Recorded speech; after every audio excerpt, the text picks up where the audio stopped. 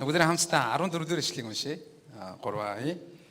Бурхны үгийг самаар хүлээн авсныг Иерусалим дахь элч нар сонсоод Петр, Иохан нарыг тэднэрөө илгээв. Амен. Тэр самар хүмүүсийн талаар бид мэдж байгаачлан самар хүмүүс, юуда хүмүүсийн хооронд 700 жилийн ийм ан цав байдаг шүү дээ. Юуда хүмүүсийн хувьд бол самар хүмүүсийг харахтаа ийм цус холилдсон, шашин холилдсон, нохоо шиг хүмүүс гэж тэдэнтэй харьцдаг байсан. Самар хүмүүсийн хувьд ч гэсэн адилхан юуда хүмүүс өөрсдийг нь үзэн яддаг, өөрсдөд нь харьцдаг учраас тэдэнд ч дургүй байсан. Харин Филиппинд очиод сайн мэдээ ярьсан. Филиппийн сайн мэдээ юутай очлоо? Сайн мэдээ нь юутай хамт байлаа? Тэмдэгтэй байсан. Тэр тэмдэг нь эдгэрэл байсан. Тэр тэмдэг нь чөтгөрийг хөөх тэмдэг байсан. Тэгээ Самарын зөндөө олон хүмүүс Филиппийн сайн мэдээ сонсоод итгэсэн.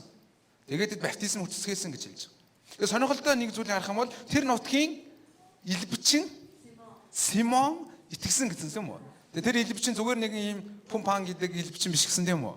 Сүнсээр нөлөө үзүүлдэг одоогоор ярих юм бол нутгийн том бөө гэж яриад байгаа шүү дээ, тийм энгийнээр ярих юм бол. Тийм хүн итгэсэн байгаа даа. Маш их хэмжээний итгэж хүмүүс тэнд бий болсон. Энэ хүн мэдийг Иерусалимийн элчнэр сонссон байгаа даа. Иерусалимийн элчнэр энийг сонсоод яасан бэ гэхээр тэд ярилцж хагаад элчнэраас хоёр хүнийг хин хоёрыг гинэ? Петр, Иохан хоёрыг явуулсан юм а гэж. Хэдий хэлж байгаа л Иерусалимд 11 юм уу 2 юм уу 12 байгаа тийм үү? Эхлэл ном Үлс ном 1-р бүлгийг харах юм бол нэг элчийг нөхөж авсан шүү дээ. Түүний нэр хэм билээ? Матиа байсан тийм үү? Нөхөж аваад 12 элч болсон байсан. Тэгээд элч нараас бос бүгд ихэнх хүмүүс Иерусалимаас хавчлагаас болж тарсан. Гэтэ элч нар Иерусалимд байсан. Энэ мэдийг сонсонгуудаа тэр хоёрыг явуулахаар босч байна гэж. Тэгэхээр бид энэчнээс нэг зүйлийг харж болж байгаа нь анхны Иерусалимд үүссэн чуулган зөвхөн манай чуулган, зөвхөн бид нар гэсэн хандлагатай байгаагүй байна гэдгийг харж байна. Тэд хэрэгцээ шаардлагатай гэж үзэх юм бол тэд өөр чуулган тарьдаг, таригдсан өөр чуулгануудыг босгон байгуулахын төлөө зориулт гаргаж очдөг байсан юм байна гэдгийг бид харж болж байгаа.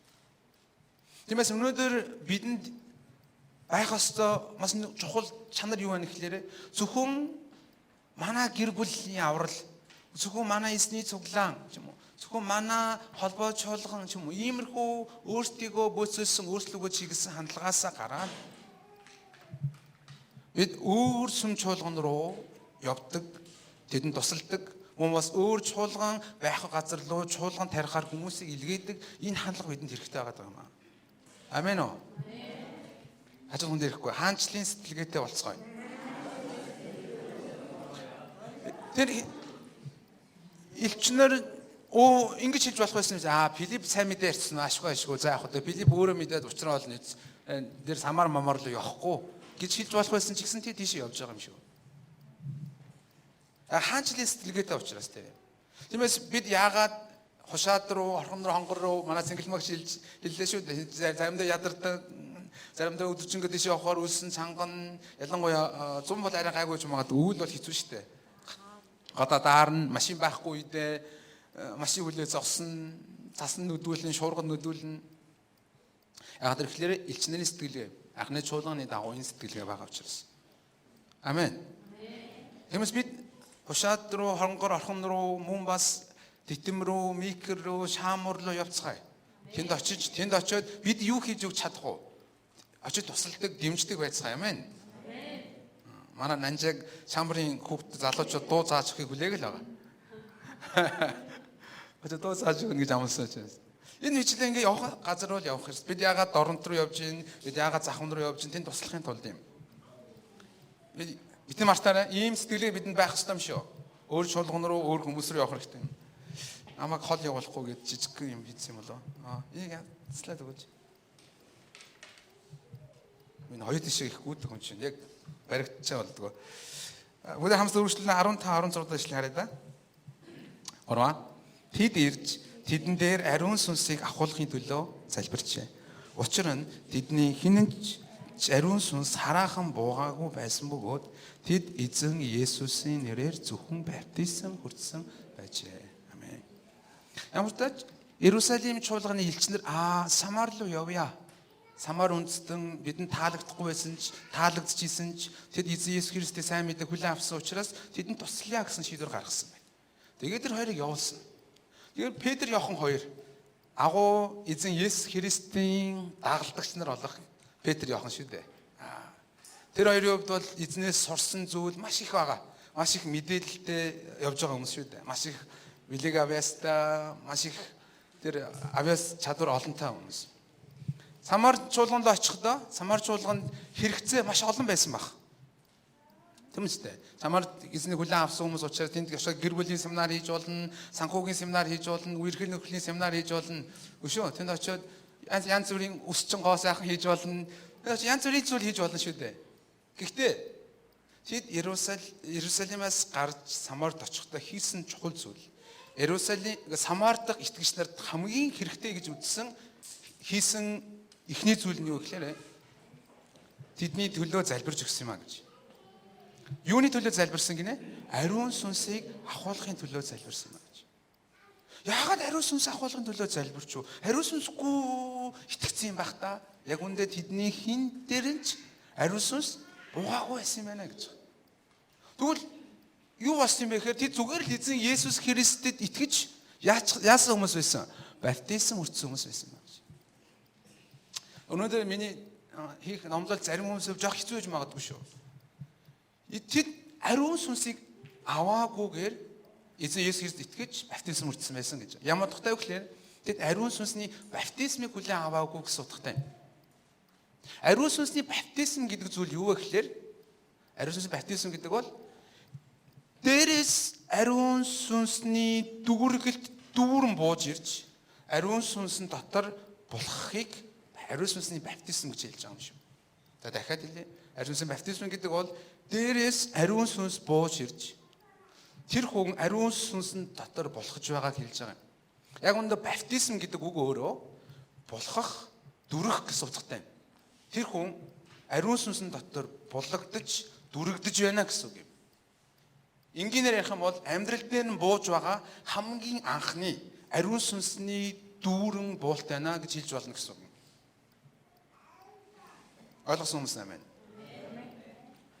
Тэгэхээр Филиппийн сайн мэдээ тэмдэгтээ очсон ч гэсэн тэд эзэн Есүс итгэсэн ч гэсэн ариун сүнсний баптизм хүртээг байсан байна гэж. Тийм учраас энэ зүйлийн төлөө залбирч өгсөн юм аа гэж. Тэгвэл зарим хүмүүс асууж магадгүй. Тэгвэл ариун сүнсний хүлээн авахгүйгээр Есүс Христ итгэж баптизм хүртэж байгаа юм уу гэсэн асуулт гарч ирдэг. Яг үндэ тийм биш юм. Эзэн Есүс итгэж баптизм хүртэж явах энэ үйл явцад ариун сүнсний тусламж хэрэгтэй. Бүгд хамтдаа 1-р Коринт ном 12-ын 3-ыг хараад их юм. 1-р Коринт 12-ын 3. Библиэр хойш нэргүүлээд 1-р Коринт 12-ын 3. Уншлаа. Тиймээс хинч Есүс харагдсан гэж Бурхны сүнсээр ярихгүй бөгөөд ариун сүнсээр бус бол хинч Есүс бол эзэн гэж хэлж чадахгүй гэдгийг би та нарт мэдэгдэе. Сүүлээс гарах юм бол ариун сүнсээр бус бол хинч Есүс бол эзэн гэж хэлж чадахгүй гэж. Энэ юу хэлж яана гэхээр хэрв та Есүсийг эзэн гэж дуудадаг, тэгж итгэдэг, энэ итгэлийнхаа үндсэн дээрээс баптизм хүртсэн юм бол энийг ариун сүнс танд хэлж ойлгуулсан юм аа гэсэн үг юм. Амен үү? Яг үндэ бид Есүс Христийн сайн мэдээ сонсохдоо энэ итгэл зүгээр юм байна. Энэ итгэж зүгээр юм. Энэ итгэхэ болио гэж байгаа биш юм гэсэн үг юм. Ариун сүнс миний дотор ажиллавал ариун сүнс энэ сайн мэдээ яриад байгаа Есүс чинь чиний эзэн юм байхгүй юу да гэж ойлгуулж өгдөг гэсэн үг юм. Тэгэхээр Есүст итгэж баптизм хүртэж байгаа нь ариун сүнсний ажиллагаа бөгөөд ариун сүнсний дотоод оршил юм байна. Дагд хэлэхгүй ариун сүнсний дотоод оршил. Есүсийг эзэн гэж итгэж баптизм хүртэж байна гэдэг маань ариун сүнс тэр хүний дотор оршиж тэр хүнд Есүсийн сайн мэдээг ойлгуулж өгсөнтэй хамаатай гэсэн үг байна. Нэг удаа Петр Есүс шанараас асуудаг шүү дээ. Та нар намайг хин гэж хэлэх вэ гэсэн чинь Петр та бол Христ амьд бурхны хүү мөн гэж хэлсэн чинь үүнийг чамд махс ус чинь биш харин тэнгэрдэг миний эцэг яасан юм аа илчилсэн юм аа гэж хэлдэг. Өөрөөр хэлбэл Петр Есүсийг Христ амьдрахны хүү гэж таньсан нь өөрөөсөө биш. Харин Бурхан өөрөө ариун сүнсээрээ түүний дотор ойлгуулсан учраас тэр үнийг мэдэж итгэж амаараа ярьсан гэсэн үг байгаа. Тэгэхээр бид Есүсийг эзэн гэж хэлж байгаа нь ариун сүнсний ажил юм. Ариун сүнсийн дотоод оршил бидэнд байгаа гэсэн үг. Энэ хүн нүглийн уучлалыг авсан гэсэн үг. Энэ хүн мөнхийн усан иргэн болсон гэсэн үг. Энэ хүн мөнхийн авралыг авсан гэдэг нь үнэн юм. Амен. Гэхдээ энэ итгэлээр энэ ариун сүнсийн дотоод орчлоор итгэлийн амьдрал тууштай урагшлахад хэцүү гэж хэлж байгаа юм.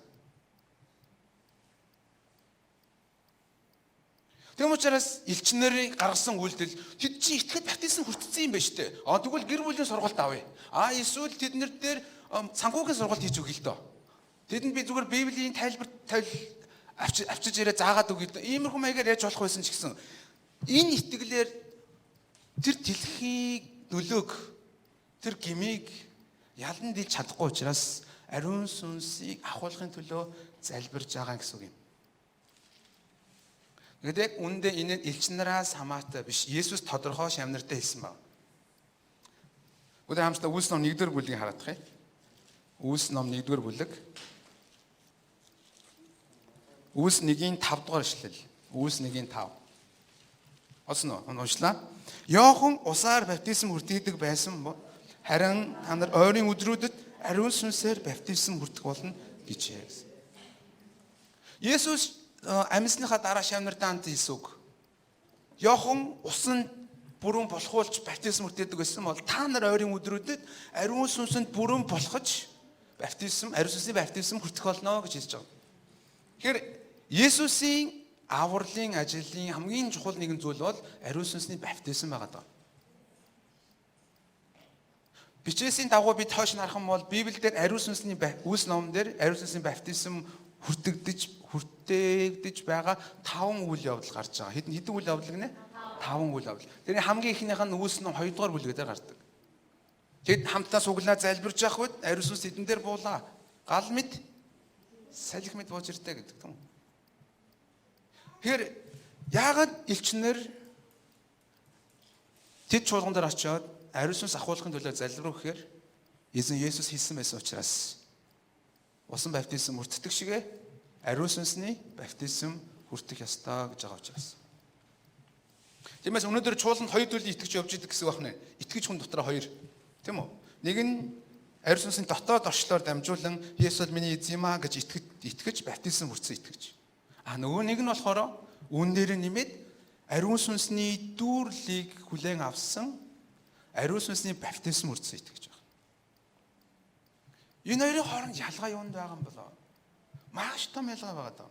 Есүс Үлс ном 1:8 дээр ариун сүнсний баптизм хүртэх ёстой чухал шалтгааныг өгүүлэхдээ харин ариун сүнс та нар дээр ирэхэд та нар юуг олноо? Хүчийг олноо гэсэн. Тэгээд миний гэрч болно гэж хэлсэн. Хамгийн чухал зүйл юу гэхээр ариун сүнсний баптизм нь бидэнд юуг өгдөг гэж юуг өгдөг байх нь вэ? Хүчийг өгдөг гэсэн. Дагаад хэлэх хүчийг өгдөг. Дагаад хэлэх хүчийг өгдөг. Дахиад хүчийг өгдөг. Хажууд хүндээ хүчийг өгдөг. Яг унтах гэж штэ. Хүчийг өгдөг. Тэгэхээр ариун сүнсний баптизм ирэх үед, бүр ариун сүнсний тэрхүү дээрээс бууж байгаа тэрхүү буул дүүргэлт ирэх үед тэр хүнд хүчийг олж авдаг гэсэн. Ямар хүч байх вэ? Бурхантай харилцдаг хүч.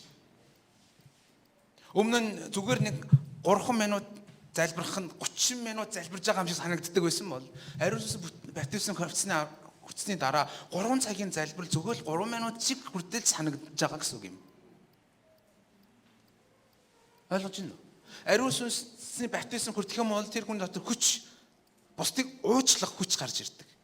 Өмнө нь ариун сүнсний баптизм хүртэхээс өмнө хийснаа уучлаарай гэж хэлсэндээ уучлах гэхээр тэрмүү харахаар үгүй юм хүрээд байгаа юм. Тэрийг яаж уучлалт вэ? Тэгвэл бах байдгаар байсаар шүү дээ. Харин ариун сүнсний баптизм автсан хүний хувьд уучлмааргүй байсан ч гэсэн цаанаас нь тэр уучлах хүч ирдэг учраас тэр хүнийг уучладаг гэсэн үг. Ариун сүнсний баптизмыг авахаас өмнө бусдыг хайрлна гэдэг ойлголт тэр хүн надад сайн хандууд би сайн хандна гэсэн бодолтой байсан бол баптизмыг хүртсэний дараагаас нь өөрөө ирэхгүй хүмүүсийг хайрладаг байж хувирч байгаа. Энэ бол хүч. Ингэж явсаар агаад, ингэж өөрчлөгдсөөр агаад тэр хүн дэлхийн хязгаар хүртэл Есүсийг гэрчлэх хэмжээнд хүртэл өсөж төлөвшдөг гэсэн үг. Ариун сүнс тийм хүчийг өгдөг гэсэн үг. Тиймээс бид бодоод үзье. Бид өнөөдөр ямар хүмүүс байна вэ? Хошоод орхон хонгорын хүмүүсээс ямар байна вэ? Тийм үү? Бидний холбоос шуулганы итгэгч нар яг ямар байна вэ? Тэд Ариун сүнсний дотоод орчлоор Есүс Христийг хүлээн аваад баптизм хүртсэн төрлийн хүн байна уу? Эсвэл дээр нь тэд Ариун сүнсний баптизм хүртсэн буюу Ариун сүнсний хүчийг хүлээн авсан хүмүүс мөн байна уу? Бид яг аль листэнд нь хамаарад байна вэ? Гэж харах хэрэгтэй гэсэн үг. Тиймээс хамгийн түрүүнд хэрэгтэй гэж үзсэн зүйл бол Ариун сүнсний баптизм байна. Тэгээд яаж Ариун сүнсний баптизм хүртээсэн бэ? Бүгд хамтдаа 17 дугаар ишлэгийг хараад байгаа юм. 17, 18 дугаар ишлэгийг уншаа. 3. Тэгээд тэр хоёр тэдэн дээр гараа тавихад тэд Ариун сүнснийг хүлээн авч байлаа. Элч нарын гар тавилдаар Ариун сүнс хөгдөж бүг ажигласан юм. За тэр хүртэл харъя. Яаж залбирсан гинэ? Гар тавьсан юм а гэж. Элч нар итгэгчний толгоон дээр гар тавь залбирч эхэлсэн гэж. Тэгэхээр үед Ариун сүнсний Ариун сүнс тэдэн дээр өгөгдөж байваа гэж байгаа юм. Дээрээс хүчтэйг Ариун сүнс өгөгдөж эхэлж байгаа. Тэгэхээр энийг хажуу талд нь энэ мэдгэдэггүйцээр Ариун сүнс бууж ирсэн гэж байгаа юм шүү. Хажууд нь харж байсан Симон өгөгдөхийг ажиглаж байлаа гэж. Нүдэнд харагдах үеэр Ариун сүнс бууж ирж. Ариун сүнсний дотоод оршил бол нүдэнд харагдахгүй. Бас өөрөө ч мэдэхгүй. Би юу н надад дотор Ариун сүнс байгаа юм уу? Баггүй юм уу?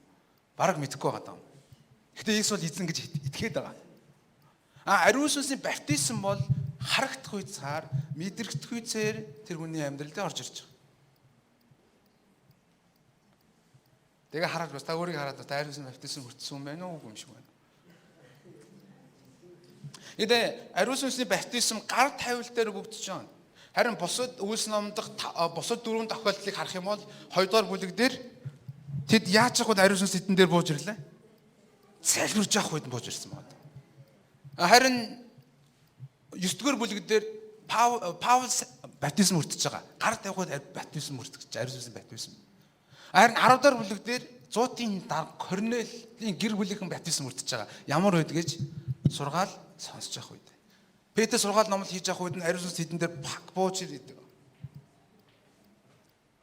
Харин мөн Үлс ном 19 дахь бүлэг дээр Эфес чуулганы итгэгч нар дээр гар тавих үед Ариун сүнс бас бууж ирж байгаа. 3 тохиолдолд нь гар тавих үед Ариун сүнс баптизм бууж ирсэн гэсэн үг. Ариун сүнсний баптизмыг та бид авахын тулд залбираад авч болно. Эзний үг сонсоод авч болно. Хүн бас гар тавиулаад авч болно гэсэн. Эсвэргээр Ариун сүнсний баптизм хүртүүлэхийн тулд залбираа гэж хэлж болох юм байна. Эзний үгийг сонсоорой гэж хэлж болох юм байна. Мөн бас гар тавиад залбируулаарай гэж хэлж болох юм гэсэн. Бас өөр магтан дуулж авах үед ч юм уу өөр сүнслэг байдлаар Ариун сүнсний баптизм ирж болно. Ариун сүнсний баптизмын ирсний шинж тэмдгүүд хэд хэдэн янз байгаа.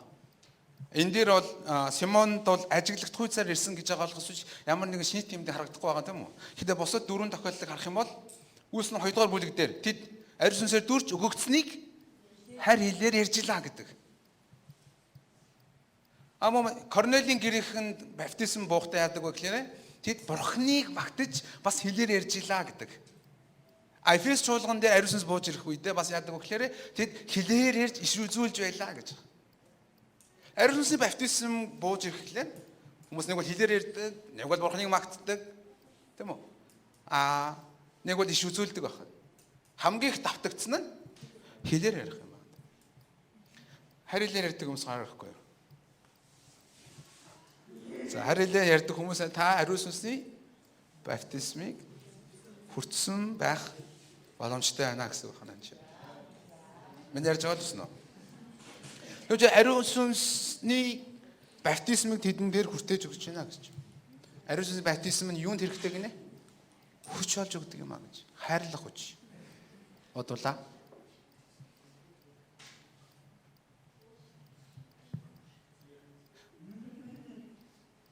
Харин нэг зүйлийг энэ дээр байхгүй ч гэсэн нэг зүйлийг нэмж хэлмээр байгаа нь Ариун сүнсний баптизмын дараа юу байх вэ? Ариун сүнсний дүүргэлт. тэр нь байн давтагдах хэвээр. Ариун сүнсний баптизм нэг л удаа ирдэг. Бидний дээр дүүрлэлээр ирдэг. Ариун сүнсний баптизм хүртсэний хамгийн ихний шинж тэмдэг бол харилаар ирдэг. Үүнээс хойш ариун сүнсний баптизмыг яаж авч явдаг вэ гэхээр байн дүүргэлтээр. Efeson 5:8 дээр ариун сүнсээр дүүрэн бай гэдэг. Ариун сүнс хажууд хэлэхгүй ариун сүнсээр дүүрэн бай. Амен. Би таадтай олон жил байсан болохоор таад ерөнхийдөө бол амьдралын түүхүүдийг мэдж байгаа шүү дээ хэдэн жилээр нь тийм ажиглаж байгаа. Энэ хүмүүс хэдэн жилээр ийм юм байгаа тийм аа. Зарим нэг тийм хүмүүс байгаа. Яг го дахиад ярьж байгаа уучлаа. Гэтэ алтны шагааг хамгийн их минь нүдэнд өртсөн юм байхгүй. Амар юм ааштай хүн байсан. Тэгээ би амар айсчихсан. Тэгээ яг инкаунтын суугаад дараагаас нь өөр болсон байхгүй. Тэгээ би тэр ариун сүнсний баптизм хүртчихээ гэж. Бид ерөөсөө өчрөл суух үедээ ихэвчлэн ариун сүнсний баптизм хүртэж байгаа. Мөн бас Шамараас ирж ирсэн хоёр залуу байгаа. 5 дахь өдрийн орой урд залбирж агаад харилыг ариун сүнсийг хүлээн авч ирсэн. Мөн Солонгосоос ингээд энд ирээд өглөөний залбир суугаад харил авсан хүмүүс ч гэсэн хэд байдаг. Тэгэхээр ариун сүнсний баптизм янз янзын байдлаар өгдөж болно. Гэхдээ аваагүй хүмүүсээ залбираарай. Авсан хүмүүсээ ариун сүнсээр дүүрэн байгаа. Та бодоод үз. Одоо нийгэм маш хатуу байна. Гадуур бидний үзэж байгаа, харж байгаа юм биднийг байнга гим нүгэл уруу татчихна. Энэ их гим нүглийг яаж даван дийлнэ? Энэ их уруу татлагын дунд яаж цэвэр ариунаар эзний үгийн дагуу явнаа? Ариун сүнс тусламж байхгүй бол хэцүү байхгүй. Ариун сүнс хүч байхгүй бол хэцүү байхгүй.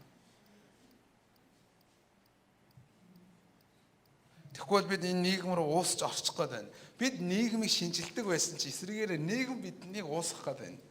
Тийм учраас бидэнд эзний үг ариун сүнсний тусламж хэрэгтэй биш үү? Амен. Яг энэ үйл явдлыг харсан, цаашаа нь бол амархан шүү дээ. Энэ үйл явдлыг харсан 19 дэх эшлэг 12 дэх эшлэг уншлаа. Энэ эрх мэдлээ надад бас өгөөч гэж гэв. Тэгвэл би гараа тавьсан хүн болгоныг ариун сүнстэй болгон шүү дээ гэвэ. Амен. Симон энэ үйл явдлыг харахтаа мөнгө өгсөн байхгүй. Гэртээ очиод хэдэн төгрөг олж авчирж ирж хагаад тэгж хагаад элч нарт гарт нөгөнгөө надад өгөөч. Би тэгэх юм бол өссөн хүн дээр гараа тавиал тэгэл тэр ариун сүнсээр дүүрэн штэ. Яагаад тэгэхээр энэ хүний хувьд ямар хүн байсан гэлээ? Ой самар нутгийн ямар хүн байсан бэ Симон? Илбчин. Өөр сүнсийн нөлөөгөөр дамжуулан илб үзүүлж самар нутагта олон жилийн турш олон хүний анхаарлын төвд байдаг хүн. Гэсэн чинь өөрөөс нь хүчтэй нэг хүн ороод ирсэн. Тэр хүн билээ? Филипп байсан. Филипп гайхамшиг үлдээд, тэмдэг үлдээд ирсэн. Яа энэ Филипп таамд явах юм бол нэлийн гайгүй авах юм. Өөрөөс нь хүчтэй хүн байгаа болохоор. Тэгсэн чинь Филиппээс илүү хүчтэй ороод ирсэн. Тэр нь Петр Иохан нарээс. Гайхамшиг тэмдгээс илүүгээр ариун сүнс бууж байгаа үйл явцыг харахтаа бүр илүү шунал хөдөлж байгаа. За энэ эрх мэдлийг олоод авчвал ёстой миний аж амьдрал их сайхан болох юм шиг байна. Энэ эрх мэдэлтэй болчих. Тэгэх юм бол нэр хүндээ бас хадгалчих юм байна. Гэж бодсон юм шиг байна. Тиймээс мөнгө өгсөн. Тэгээ надаа өгчөөч гэж. Магадгүй өөр хүн байсан бол за хэдэн сая төгрөг өгөө гэж ярих байсан байж магадгүй. Гэхдээ Филиппийн хариулсан хариулт нь юу вэ? 21 эшлэгийн уншия. Гэвч Петр түнд Бурхны билгийг чи мөнгөөр авч болно гэж сансан тул мөнгө чинь чамдаа хамт мөхөөгэй. Нэгдүгээрх нь Бурхны энэ бол ариун сүнсний ажил бол Бурхны бэлэг юм а гэж. Мөнгөөр худалдаж авч болохгүй гэсэн. Итгэсэн хүмүүсийн дээр ариун сүнсний буулгах ажил Бурхны бэлэг бөгөөд энэ үйлчлэлийг мөнгөөр зарж болохгүй, худалдаж авч болдгоо гэсэн. Бид мартаарай. Бид Бурхны ажлыг мөнгөөр худалдан авч зарж болохгүй юм шүү. Маш хатуу хэлсэн байгаа. Мөнгө чинь чамтай хамт мөхөөгэй гэж. Магадгүй бидний хувьд бол гайгүй байж магадгүй. Гэхдээ өөр олон газар шүү. Цөөнгүй газруудад хоосон Библи сургууль төгссөн диплом өгөөд хоосон пастор болгож байгаа. Мөнгө аваад. Тэгээ нэг чуулганы пастор болгож байгаа юм байна. Бас өөр цөөнгүй газруудад чуулган тарьчаад Чуулганыга манай чуулган одоо 100 итгэгчтэй ингээд худалдачаад дараа өөр газар руу яваа дахиад чуулганд ирж байгаа. Ийм зүйл байдаг байхгүй юу? Гайхаж байгаа юм. Бид нь оюун санаанд орохгүй байгаа. Гэсэн тийм байгаа. Энийг англи тэрийг юу гэж хэлдэг вэ гэхээр Симони гэж нэрлэдэг. Өөрөөр Симон гэдэг үгнээс үүсэлтэй. Энийг гэж хийхийг. Бид марстаа та хин нэг хүний төлөө залбирж өгөө идэглээ. Оо гоё. Тэгмээ дараа өөр нэг хүний төлөө залбирж өгөхснөө жоо үнд ороод хэдэн төгрөг өгөх юм уу? Зөв нөгөө хүн танд идэвчээд мэ чи юм авч идэрэг хоол мөнгө өгөх юм бол оо баярлалаа гэж шууд авчих юм уу? Таны хүн иш үзүүлэг хийгээд бурхны дуу хоолойг сонслоо. Нөгөө хүн өөр хүн дагуулж ирж байгаа. Энэ гайгүй үздэг юм лээ. 100,000 төгрөг өгчих. Ингэх юм бол авах юм уу? Тэгж болохгүй гэж хэлж байгаа. Энэ бурхны билэг. Ариусмс бол бурхны билэг. Ариусмстай холбоотой ажил бол бурхны билэг. Мөнгөөр зарж болохгүй, худалдаж авч болохгүй. Хажуундаа мөнгөөр болохгүй шүү. Солонгосын Янгол пастор мэдж байгаа тийм үү? Янгол пасторын чөлөөлтийн сургуулийг хариуцдаг байсан нэгэн эмэгтэй ахлагчийн хувьд мөнгөтэй орооцолцсон учраас пастор нь явуулсан байна. Үйлчлэлээс. Мянга цагтаг байсан ч гэсэн яг тэр маш олон хүний эдгэрлийн үйлчлэл хийж байгаа. Гэтэ нэг хүнээс мөнгө авчихсан. Тэгэхээр явуулчих. Бурхны билэг тэгэж хандаж болохгүй гэж. Ойлгосон миний хайртай. Дараагийнх нь 2 дахь зүйл нь 21-р эшлэл 21-ээс 23. Бурхны өмнө зүрхчийн зөв биш учраас энэ үлсэд чиний хэрэг оролцоож байхгүй. Энэ ёрын муугаа гимшиж эзэн залбир. Зүрхний чинь хар санаа уушлагдаж болох юм. Учир нь хор шар зүү бусын гүлээсэнд байгааг чинь би харж байна гэжээ. Амен. Хоёрдугаарх нь Бурхны өмнө зүрхчийн зөв биш учраас энэ үйл хэрэг чиний хэрэг оролцоо байхгүй гэсэн үг. Өөрөөр энэ сүнслэг үйлчлэлийг чи хийхгүй гэж. Хоёрдугаарх нь нэгдүгээр мөнгөөр болдоггүй. Хоёрдугаар нь Бурхны өмнө зөв бус хандлагатай хүн энэ үйлчлэлийг хийдэггүй. Бас тийм хүнд энэ үйлчлэлийг даатгаж болдоггүй гэсэн үг юм. Симоны хувьд хэдийгээр тэр эзэнд итгээд юу хүртсэн байсан ч гэсэн Симоны хувьд эзэнд итгээд юу хүртсэн байсан ч гэсэн баптизм хүртсэн байсан ч гэсэн түүний дотор одоо хүртэл юу байсаар байсан? Хор шар зүү бусан байсаар байсан гэж байна. Үүнийг Петр, Иохан нар ажиглаж байгаа байхгүй сүнсээрээ. Мэдлэг үг ирж байгаа учраас шууд ярьж байна гэсэн. Филипп энэ үгийг хэлж чадахгүй шүү дээ. Нутгийн пастор нь учраас Филипп хэлэх юм бол тэр өмнө бүр ингээд самраа хийж тэгвэл би явлаа гэд. Тэгэх юм бол тэр хүн амар нөлөөтэй хүн учраас олон хүн дагаа явчих магадгүй. Зүгээр төсөөлж байгаа шүү. Харин илч шилж байгаа зоригтойгоор. Зүрхчин зүг биш байна. Энэ үгэн дээр үндэслээд Симоны тал дээр хоёр тайлбар байдаг. Нэгдүгээрх нь энэ Симон бол эзэнд итгэсэн ч итгэлийн үед балчир учраас юун зөв юун бурууг мэдэхгүй хүн байна гэсэн тайлбар байдаг. Нөгөө нэг нь энэ хүн эзэнд итгэсэн биш юм байна гэж. Хурамч эзэнд итгэж баптизм хүртсэн хүн байна гэсэн тайлбар байдаг. Аль нь хоёулаа байгаа. Би алиг нь чиглэж чадахгүй байна. Ямар ч тач энэ хүний анхны эзэнд итгэсэн зорилго нь бол Филиппийг дагаж явж ирсэн тийм үү? Тэд өөрөөс нь илүү хүчтэй нэгнийг дагаж гайхаж явж ирсэн. Дараа нь дахиад тэрнээс илүү хүчтэй нэгийг харахтаа мөнгө өгж тэрийг авахыг хүссэн. Хамгийн анх энэ хүний Христ итгэсэн анхдагч зорилго нь одоо хүртэл байхгүй болоогүй байна гэсэн үг. Одоо нь яг юун зөв юун буруу гэдгийг мэдэж гимшиж эргэлт хийгээгүй байна гэсэн үг. Та нар ихэнх нь анх сүмд ирэхдээ Есүс миний нүглийг уучлна. Би Бурхны хүү охин болно. Би мөнхийн усан иргэн болно гэж орж ирээгүй шүү дээ. Ихэнх нь энэ гоё эмэгтэй байгаа учраас, гоё нэг эрэгтэй байгаа учраас, эсвэл сүмд яваа залбирах юм бол тэгэх учраас, сүмд очих юм бол ийм юм байгаа учраас өөр нэг анхдагч шалтгаанууд байгаа даа шүү дээ. Игдээ цаг хугацааны явцад анхдагч шалтгаанууд нь энэ дэм юм байна. Нөгөө нэг эмэгтэйч байхгүй болсон өөрөө нэг байдаг болсон. Тийм үстэй. Нөгөө нэг юм шийдэгдээгүй ч энэ үний юм байна гэдгийг ойлгож ирж байгаа тийм үстэй. Бүгд цаг хугацааны явцад анхдагч зорилгоудаа хайж яагаад Христ итгэх ёстой юм бэ гэдгийг би Христийн өмнө хэн бэ гэдгээ таньж мэдэж байгаа. Гэхдээ Симон яг тэр хэвэндээ байгаа юм. Тэр илүү хүчийг олохыг хүсэж ирсэн бол яг тэр яг хэмдэ байгаа даа гэсэн үг. Тиймээс Петр зүрх чинь бурхны өмнө зөв биш учраас энэ үйлчлэлийг хийхгүй маа гэж. Халуун сэтгэлтэй байгаа нь гоё байгаа ч гэсэн зөв хандлага, зөв зүрх нь хамгийн чухал байна. Тэгээс бид эзэн намайг ашиглаасмэ гэж хүсэж байгаа. Гэхдээ бурхны өмнө бидний зүрх маань зөв байж, бид гимшдэг, хуучин амьдралынхаа хэм маяг, үнэт суртал анхдагч тэр зорилгоудаа хайж чадсан байдалтай байх хэрэгтэй гэсэн үг байна. Амен. Яг өөр чуулганууд ийм хүн байдаг л та. Намайг үйлчлүүлэхгүй байна гэл. Эд үйлчлэхгүй болохоор би үйлчлэмээр байдаг. Наад үйлчлэл өгдөггүй. Энэ сүм амар сайн үйлчлэл өгдөггүй сүм. Би стагал чухал гой бурхны хаанчлал юм хиймээр ах чинь гэд. Хэдэ өөрийгөө ямар байгаа мэддэг байхгүй юу? Нүл сэтгэл байгаад байдаг. Чухам л үйлчлээд үг алаад үг талаад үг гээл. Урд гараал юм бол номлчих гол байгаа тэг хүмүүс байдаг байхгүй юу? Тэг хүмүүс нь манад байхгүй маа. Тэгээд өөр газараас сонсогдох юм. Манад байгаа хүмүүсийг харин урд гараал номлооч л гэвэл байдаг. Мөнөө хийдмэн жоохон тайван хүлээгээ заасан ч явах те гэж байгаа. Тэр өөр газар өсрөгөр байхгүй юу? Яг Симон шиг хүмүүс олон байна. Тэр хүний зогсоно гэдэг өмнө хэцүү байна. Зөв хандлага хэрэгтэй байна. Энэчнээс бид нэг чухал зүйлийг сурж болно. Юу гэхлээр бурхны сүнслэг үйлчлэг хийхэд мөнгөөр хийж болдгүй юм байна. Бас зөв бус хандлагатай зүрхтэйгээр хийж болдгүй юм байна гэдгийг. Та амар чадварлаг байж болно. Та маш гоё дуулдаг байж болно. Та маш гоё ингээд уран цэцэн ярьдаг байж болно.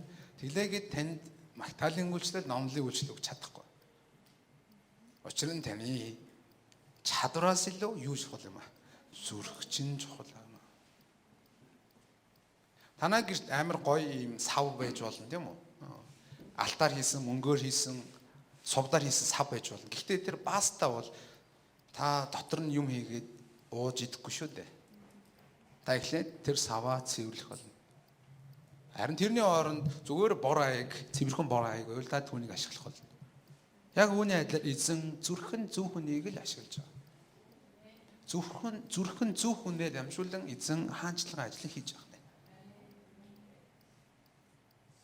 Гимшээрэ гэж Симон хэлсэн. Гимшээрэ гэж хэлсэн. Маш чухал. Харин энэ хариулт Симон 24-д эшлэлдэр Симон хариуд нь саяны таны хэлсэн бүхэн надад бүх учраас гэж миний төлөө та нар өөрсдөө эзэн залбирч өгөөч гэвэ гэсэн. Энэ үгийг бас хоёр анзаар тайлбарлаад байгаа. Нэгдүгээрх нь Симон яг гимшжээ гэж. Нөгөө нэг нь гимшээгүй байна гэж. Би энэ тайлбар дуун амар толгой иргэсэнтэй. Яг аль нь байгаа байхгүй юу? Гимшсэндээ миний төлөө залбирч өгөөч гэсэн байна гэ. Нөгөө нэг нь болохоор наач гимшээгүй зүгээр л залбирч өгөөч гэсэн байгаа даа үстэй. Энэ мэдгүй аль нь сайн ойлгохгүй байна. Гэхдээ миний хувьд бол Симон анхлан итгэж байна гэдэг дээр нь илүү байр суурь байна. Тийм учраас юун сайн, юун зөв гэдгийг харах ойлгоогүй байна да гэж харж байна. Ягаад гэхээр итгээд баптизм хүртсэн гэж яг ишлэлсэн учраас.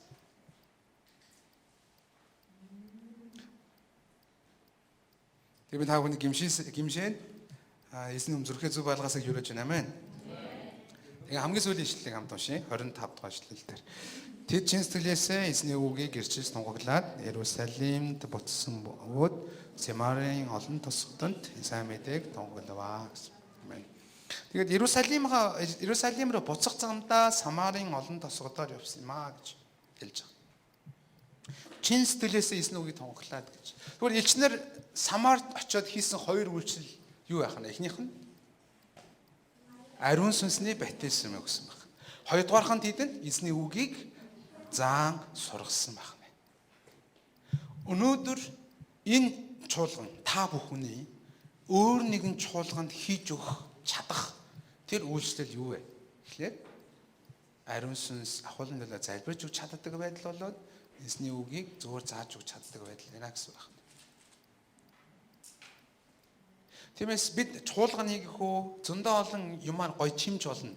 Ийм сургалтууд, ийм арга хэмжээ, ийм хөгжмийн сургалтууд, тийм юмнууд орж ирэхээр амар гоё. Бүх юм нь ингээл гоё, ингээл имэг зэгцтэй байж болно. Гэтэ тэнд ам байхгүй бол хэрэггүй байхгүй. Тэнд ариун сүнс байх хэвээр. Тэнд бурхны үнэн зөв үг байж хэвээр. Үүний дараа бусад оёл чимэглүүд байвал хэрэгтэй. Та санал нэг байна уу? Таны итгэлийн амьдрал ч яг адилхан. Таны итгэлийн амьдрал дээр ариун сүнс байх хэрэгтэй. Таны итгэлийн амьдрал дээр Бурхны үг байх хэрэгтэй. Тэр үедээ та хүчтэй явах болно шүү. Өнөөдөр 2-2-оор болоод 2 минутын турш өнөөдөр номлоо дамжуулан өөрийнх нь талаар юу олж харсан талаараа ярилцъя. Тэр номлоо дүгнээ дуусгая. Тэгм бол эзэн Есүс Христ итгэсэн хүнд юу чухал юм аа? Ариун сүнсний баптизм чухал юм. Ариун сүнсний баптизмыг хүлээн авсны ариун сүнсний баптизм олон янзаар ирдэгч ихэнхдээ нь гар тавилтаа дамжуулан бас ирсэн байна. Ариун сүнсний баптизм хүлээн авсны шинж тэмдгүүдийн хамгийн илбэг тохиолдол нь бол харь хэл юм аа гэсэн. Харь хэлийг буюу ариун сүнсний баптизм хүртсэний дараа хамгийн чухал зүйл бол ариун сүнсний дүүрэл юм аа. Тэгэхээр нэгдэх юм бол ариун сүнсний дотоод оршил, ариун сүнсний баптизм, ариун сүнсний дүүрэл гэсэн үг байна шүү дээ. Энэ зарчмаар явд юм байна гэдээ харж болж байна. Тэг энэ үгийг бэлдэж авах үед би угаасаа мэдчихсэн энэ номыг сонсож байгаа хүмүүсийн 80% нь аль хэдийн ариун сүнсний баптизм хүлээн авсан хүмүүсээ гэдгийг. Тийм болохоор бид хин нэг хүнд ариун сүнсний баптизм хүртээхийн төлөө залбирч өгч чаддаг байх хэрэгтэй. Хэцүүч гэсэн. Бид энэ зүйлдээ сурах хэрэгтэй. Гэтэ надад эзний өгөөд байгаа зүр сэтгэл юу вэ гэхээр Эфес ном 4-ийн 30 дугаар эшлэл дээр юм байгаа. Бурхны ариун сүнсийг бүү гомдоо. Золилтын өдрийн төлөө та нар түүгээр тамгалуулсан юм шүү гэдэг ишлэл. Аль хэдийн ариун сүнсийг хүлээн авсан хүмүүсээ ариун сүнсийг бити гомдоогоорой гэж хэлж байгаа. Ариун сүнс бидний дотор оршиж байгаа. Тэр бидэнтэй ярьж байгаа. Тэр бидэнд сануулж байгаа, биднийг удирдах байгаа. Эфес ном 4-ийн 30 дугаар эшлэл дээр.